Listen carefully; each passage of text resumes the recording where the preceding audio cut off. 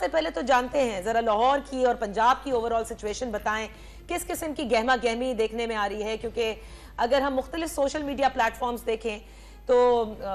नजर ये आ रहा है कि जैसे बहुत तादाद में और जल्दी लोग निकल रहे हैं, क्या ऐसा ही है? नादिया, अभी जो गहमा गहमी की, जहां तक गहमा गहमी का मतलब ताल्लुक है, तो वो तो मेरा ख्याल है कि जो पिछले इलेक्शंस होते थे, तो जब जितनी भी कंटेस्टिंग पार्टीज होती थी वो मैदान में होती थी और अपने कैंप्स लगाती थी और उनके लोग वोटर्स को बाहर निकालते थे और सारा कुछ करते थे, तो वो ज्यादा होती थी। इस दफा जो अभी मैं घर से आया हूं तो मेरे को 30-35 किलोमीटर का जो फासला है, तो उसमें मैंने कोई ज्यादा नहीं देखा कि कुछ लोग बाहर खड़े हों। इवन रास्ते में एक दो और एक ही पार्टी नजर आ रही है, नून लीग, जिसके कैंप्स हैं, लेकिन ये एक हैरानकुन बात है कि वो अकेली पार्टी है लेकिन उसके कैंप्स में वो बिल्कुल खाली पड़े हुए हैं। मतलब 9:30 पौने 10 बजे की बात ये है। तो इससे मुझे ये लगता है कि शायद ये जो एडवांटेज है पीटीआई के ना होने का इस इलेक्शन में इस तरह से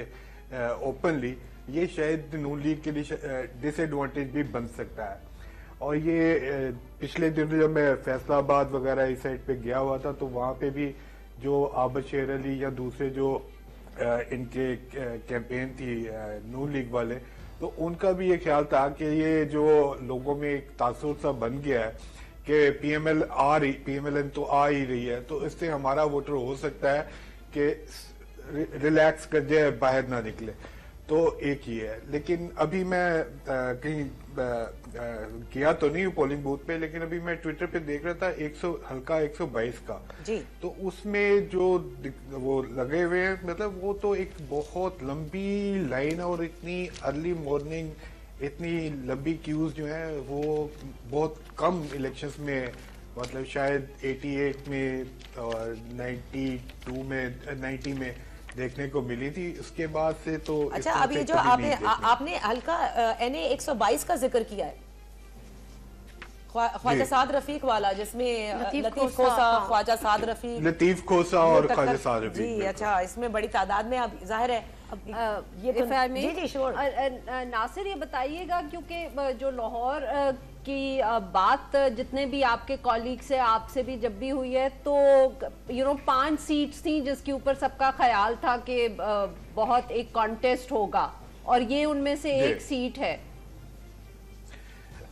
जी, मेरा ख्याल था कि मतलब ये जरा टफ होगा। मेरा पहले ये ख्याल था कि जो ख्वाजा साद रफीक इसमें मतलब ठीक लीड लेके जीत जाएंगे, लेकिन अगर ये टर्नआउट इस तरह का है जैसे कि दिखा रहे हैं ये सारा वहाँ पे ये एक पोलिंग बूथ पे कि वहाँ पे जिस तरह से लाइनें हैं और जिस तरह से खवातीन है और जिस तरह से यंग और ओल्ड, मतलब हर किस एज के जो वोटर्स हैं, तो उससे मुझे लगता है कि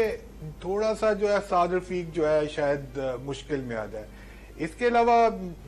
जो लाहौर में मुझे जो लगता है ज्यादा सीटें जो हैं वो नून लीग के लिए टफ होंगी इस दफा। अच्छा। और खास तौर पे अगर वो टर्नआउट जो है ये